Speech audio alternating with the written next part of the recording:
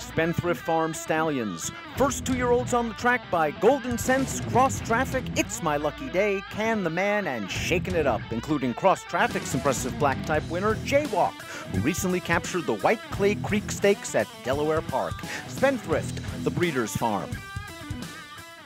Hi everybody, welcome to Spa Babies, presented by Spendthrift Farm, the home of Warrior's Reward, the sire of Axelrod, recent winner of the Grade 3 Smarty Jones Stakes. He's headed for the Pennsylvania Derby. I'm Dan Illman along with Nicole Russo. Wednesday's Spa Baby race is the Grade 3 With Anticipation Stakes at Saratoga, carded as race number 9. It is also your DRF race of the day, which means you can access free Formulator past performances on the race of the day event page at drf.com. Lots of great pedigree information just by clicking on the sire or dam's name in Formulator. Download those PPs, handicap along with us. We'll take the field in post-position order. Nicole, we'll begin with the number 1, Henley's Joy. This is a son of Kitten's Joy, who's also cross-entered in a stakes race at Kentucky Downs on Saturday. I was very, very impressed by his career debut, and we're going to take a look at that race right now at Ellis Park. He is on the outside, and he is going to take the lead right now, and he is going to get very green and goofy. It's almost as if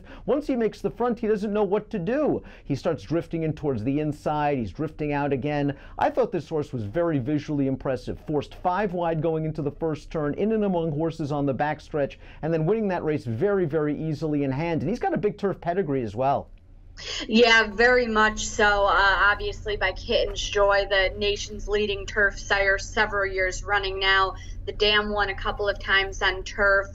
It's the family of a few graded stakes performing turf runners, including Grade 1 winner Golden Pheasant. I liked that maiden quite a bit too. I liked the acceleration when taking the lead there. Of course, got green light, as you mentioned. You would hope he would move forward off that with a race under his belt. The Ellis 2-year-old program has really been kind of sneaky good in recent years, producing a number of nice horses. Maiden winners coming out of there are legitimate, and Joel Rosario would pick up the mount in this spot. Also like the fact that the blinkers go on for a great trainer in Michael Maker, perhaps hoping that it'll keep this horse a little bit calm, a little bit more focused. But we'll see if he'll run at Saratoga on Wednesday, cross-entered for a little bit more money on Saturday at Kentucky Downs. If he runs, he's a major threat. The number 2 is Joyful Heart, and this is another son of Kitten's Joy. His game is speed, as we've seen in 2 lifetime starts, including this most recent maiden win at Belmont Park, where he just went right to the front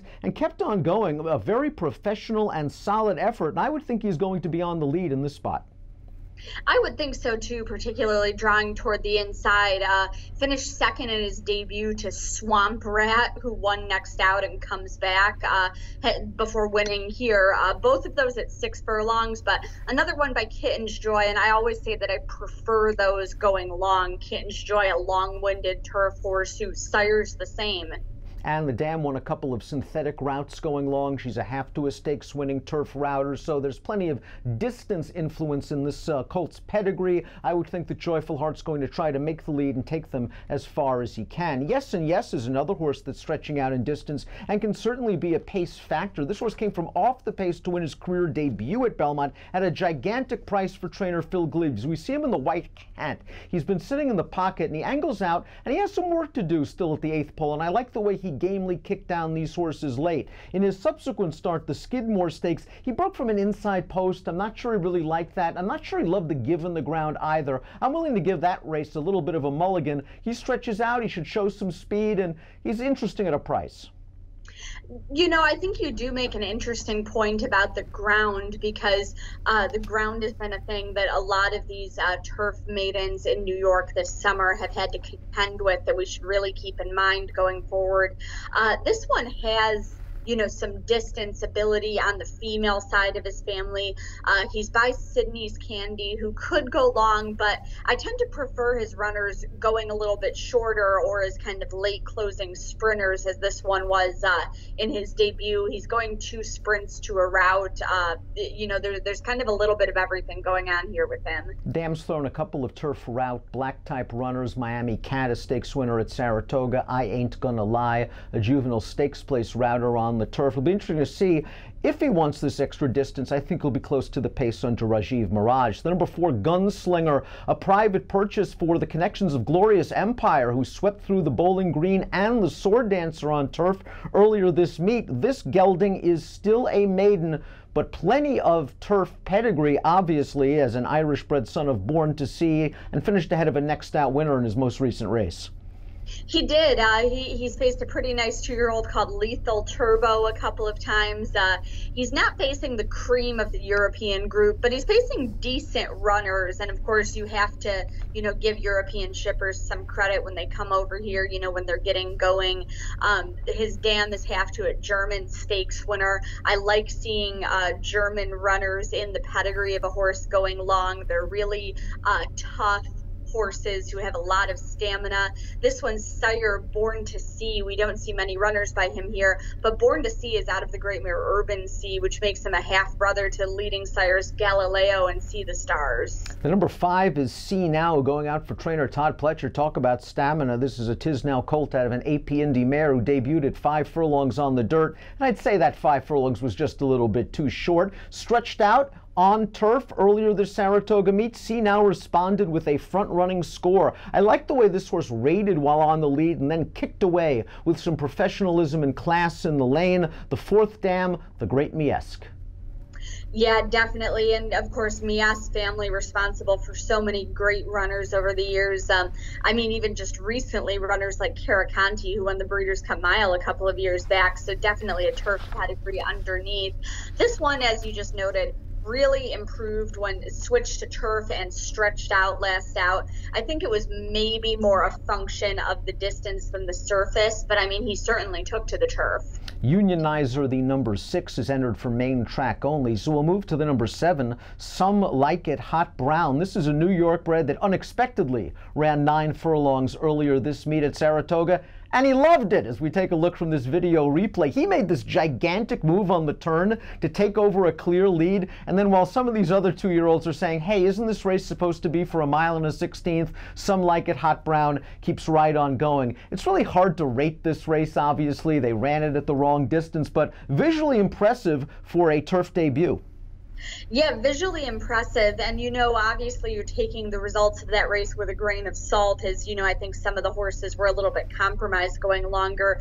But, it looked like a nice field on paper when we evaluated it.